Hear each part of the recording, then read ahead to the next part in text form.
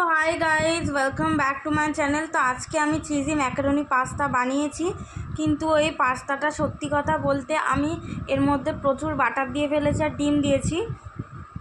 তো খেতে কিন্তু ওকে ওকে লাগছে, মানে খুব একটা ভালোও লাগছে না, খুব একটা খারাপও লাগছে না।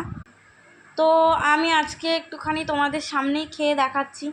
আমি নিজে খেয়েছি, আমার খুব একটা ভালো লাগেনি, ওকে ওকে লাগছে।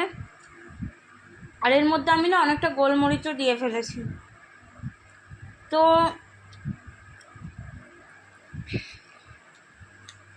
এটাকে যদি 10-এর মধ্যে রেটিং দিতে হয়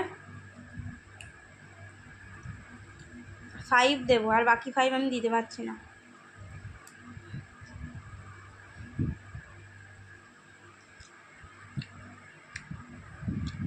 তো এটা ওকে ওকে ছিল। আমি ডিম দিয়েছি যাতে পেটটা ভরে, একটা ডিম পেটের ভেতর যায়, সারাদিন একটা ডিম যাতে পেটের ভেতর যায় ওই জন্য।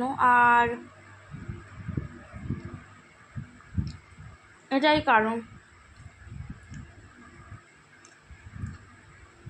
আর মানে কি বলবো কি না বলবো নিজেও জানে ভিডিওতে, কারণ আমার বানানো খাবার যেটা অনেক দিন পরে ভালো লাগলো না। মানে আমি নিজে যেটা বানাই আমার অলওয়েজ ভালো লাগে, কখনো খারাপ লাগে না, কিন্তু আজকে অনেক দিন পরে নিজের বানানো খাবারই খারাপ লাগছে। তো তাই জন্য। আর একটা জিনিস হচ্ছে যে আমি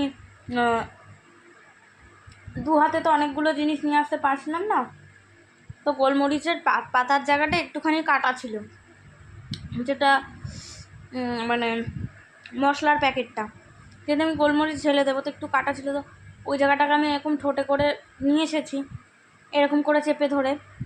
এই হাতে খাবার এরিয়াটা ছিল, আর এক হাতে আমার আরও কিছু জিনিস ছিল। তো আমি এভাবে নিয়ে আসছিলাম 2-3 বার করে, যেতে কার যে প্রবলেম আমি জানি না, আমি যাইনি। তো ব্যাস আমার ঠোঁট এখন চলে যাচ্ছে, যাই হোক সেটা কোনো ব্যাপার না। কিন্তু এটা খেতে ওকে ওকে ছিল। কখনো ডিম বাটার এইসব দিয়ে, শুধু ডিমটা দিতে পারো, বাট বাটার দিয়ে কখনো পাস্তা ট্রাই করবে না। শুধু ডিম দিলেও ভালো লাগে, বাটার দিলে ওটা বেকার খেতে লাগে, ঠিক আছে?